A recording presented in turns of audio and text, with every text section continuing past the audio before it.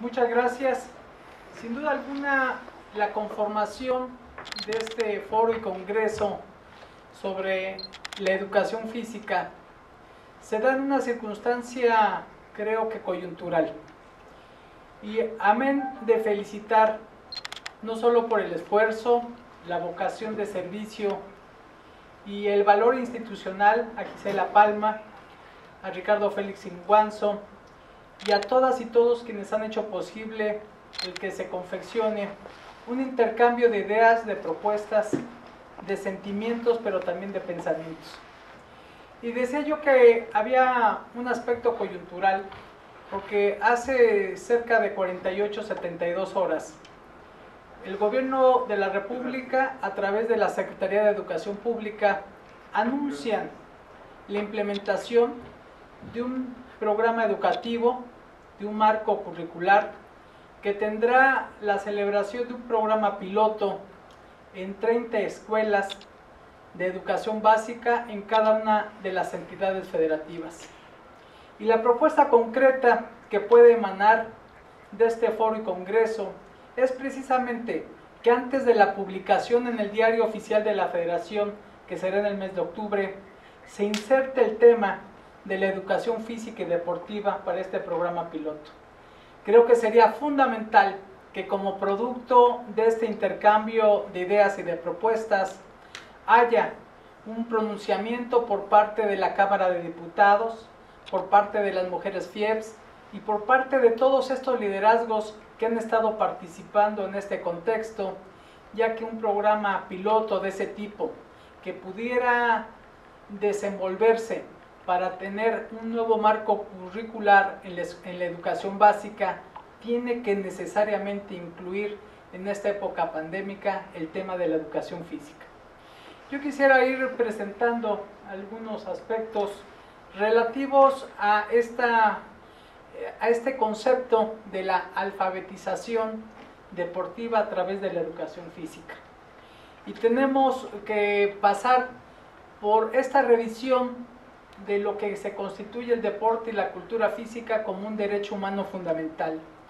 Hay que recordar que apenas en el año 2011 se legisló al respecto y ya aparece este derecho en el artículo 4 constitucional.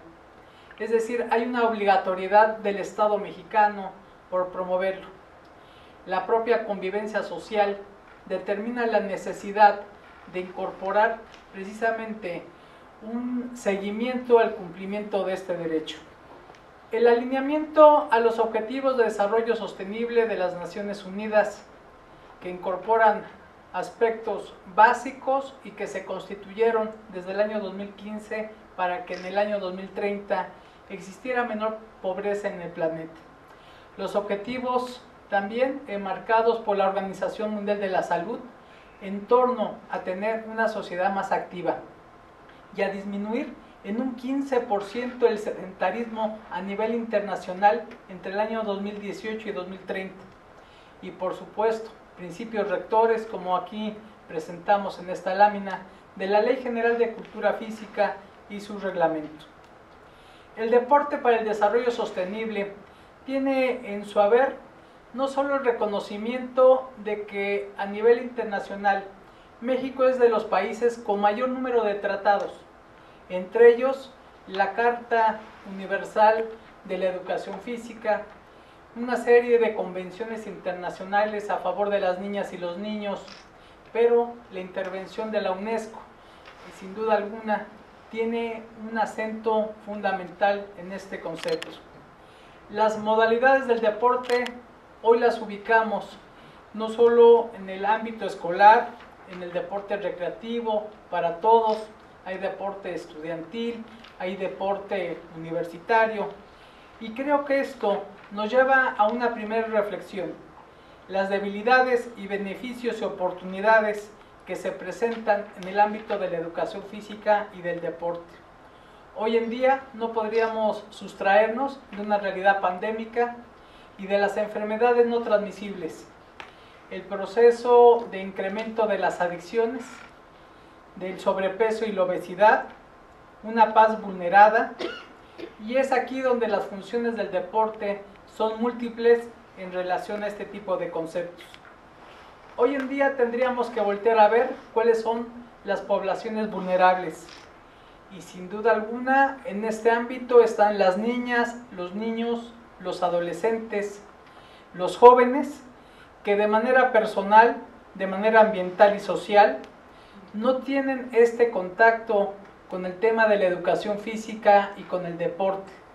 Y es por eso que dentro de los beneficios de la línea de vida, sabemos que el acompañamiento que se tendría que dar de la promoción de la práctica de la activación física, la educación física y el deporte juegan un papel fundamental. Y cuando vemos estos beneficios, aquí en este diagrama nos damos cuenta cómo el binomio madre-bebé tuvieran que tener un acompañamiento desde la concepción. Es por ello recomendable que una mujer gestante tenga una actividad física de 150 minutos a la semana. La actividad física del bebé se tiene que dar desde este episodio de neonato, en donde tiene que haber en estos primeros 1000 días de vida una atención especial, es decir, los 270 días del embarazo y los 730 de los primeros 2 años debería estar acompañado precisamente con este acompañamiento de la educación o alfabetización física o deportiva. En la adolescencia es un factor central. Vamos a ubicar en láminas posteriores el nivel de inactividad física del sector de los adolescentes en México y el mundo. Y sobre todo, el incidir en un episodio en donde los adultos mayores necesariamente requieren la activación física.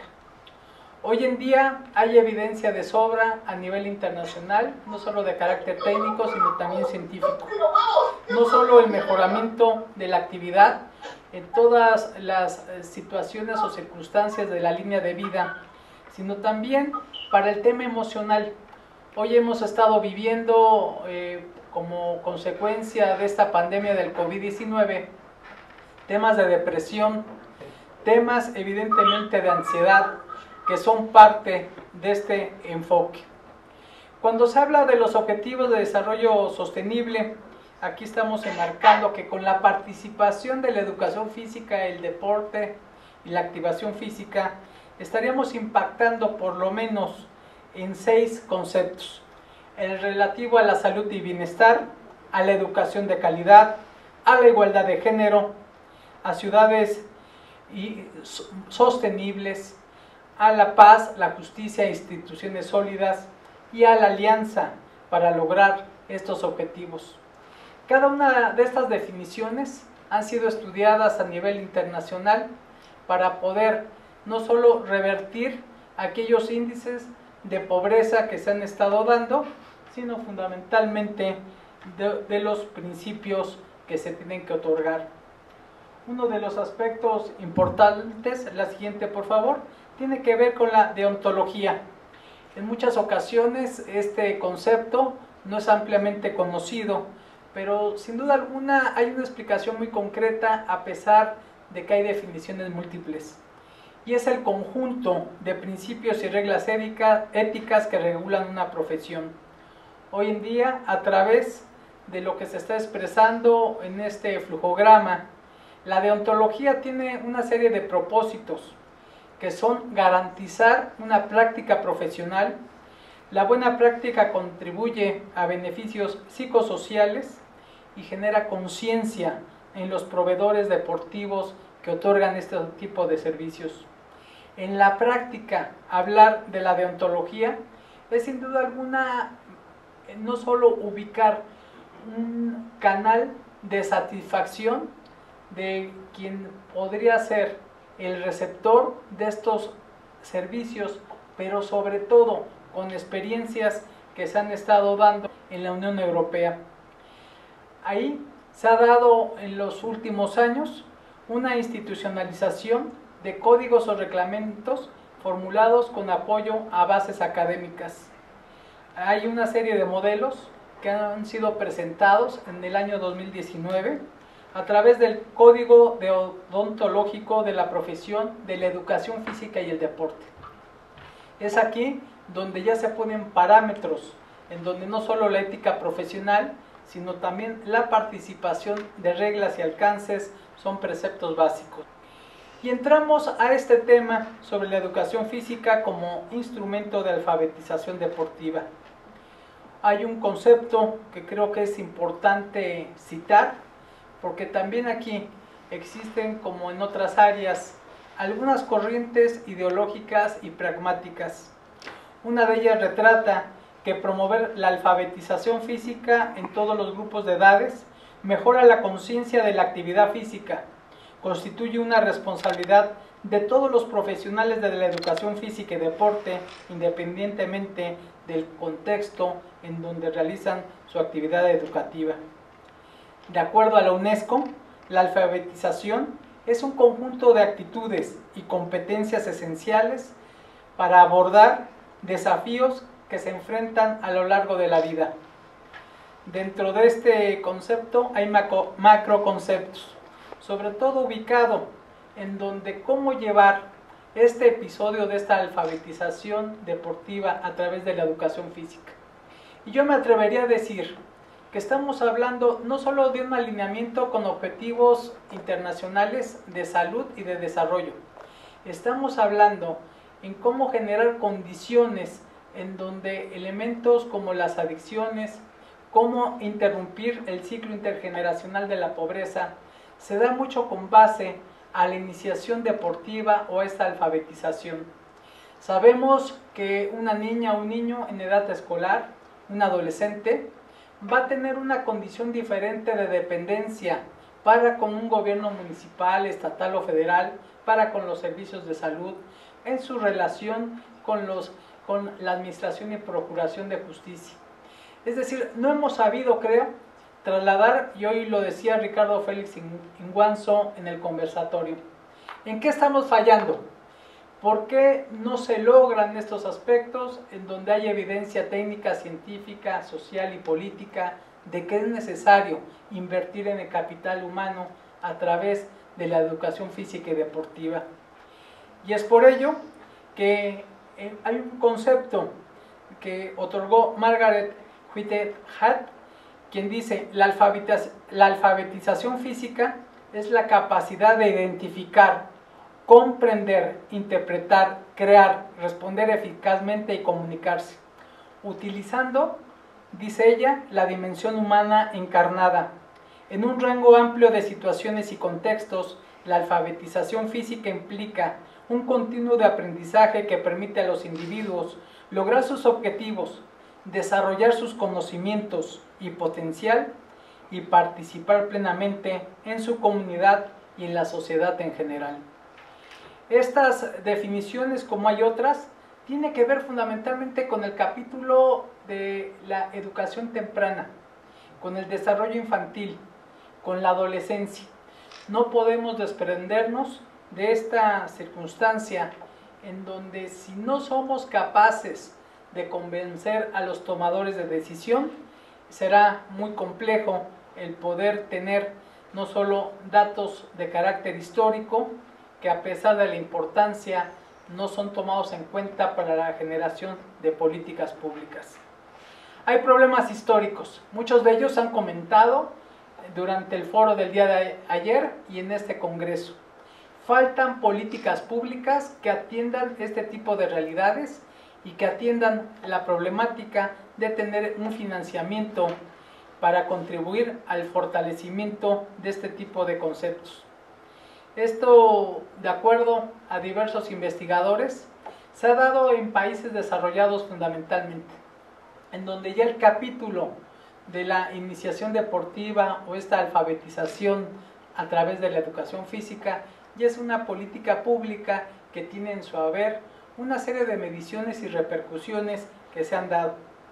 Hay en nuestro país algunas experiencias, algunas que se están dando en la Ciudad de México, pero no dejan de ser propósitos válidos que hoy por hoy no han podido ser medidos en su efecto técnica o científicamente. El reto es gubernamental y social. El Estado tiene que otorgar las condiciones necesarias para lograr este tipo de planteamientos. Por eso es importante ciudadanizar el tema del deporte y de la educación física. En este tema de la gobernanza, el deporte tiene que ser considerado como un agente de transformación social, tener una vinculación con todos los sectores de la sociedad, pero sobre todo consolidando una política pública. Dentro de los aspectos conclusivos de estos comentarios, creo que la gobernanza tiene que partir del conocimiento de la realidad, es decir, tener un diagnóstico, y ese creo que sobradamente lo tenemos a través de las diferentes informaciones de carácter oficial. Que sea un asunto compartido por parte de los sectores público y privado y de toda la sociedad. Que haya una iniciativa para hacer realidad el derecho humano a la inclusión en el tema del deporte y la cultura física, es decir, el deporte para todos. Ver al deporte como un aliado en todos los temas transversales que tienen que ver con la educación, con la salud, con el bienestar social, con la economía, con la seguridad pública y también con el medio ambiente. Es abonar a la prevención en contra de la tensión. Finalmente, los rezagos sociales que hoy tenemos, la propia desatención presupuestal que priva, se necesita transformar para poder allegarnos de las condiciones necesarias para la dignificación de los educadores físicos, de los entrenadores deportivos y de todos los profesionales multidisciplinarios que participan en este contexto. Hoy en día, la práctica que se da bajo este tipo de esfuerzos de reflexión tiene que ir acompañados precisamente del pulso político que se da. Y yo concluiría, sin duda alguna, hoy hay una coyuntura, Gisela, creo que tienen que haber aspectos importantes sobre un planteamiento que emane de las consideraciones de un foro y de un congreso como el que se están realizando, en donde sin confundir lo deseable con lo posible, se inserte en esta nueva modalidad educativa que se ha anunciado el tema invariablemente de la alfabetización deportiva a través de la educación física. Si no somos capaces de tener este logro a través de las y los legisladores de México, a través de las cámaras locales y de la Cámara Alta y Baja del Congreso Federal, estaremos dejando ir una valiosa oportunidad, no para un sector, no para quienes representan a los educadores físicos, sino una valiosa oportunidad para mejorar las condiciones de vida de quienes habitamos este país. Muchas gracias y a sus órdenes.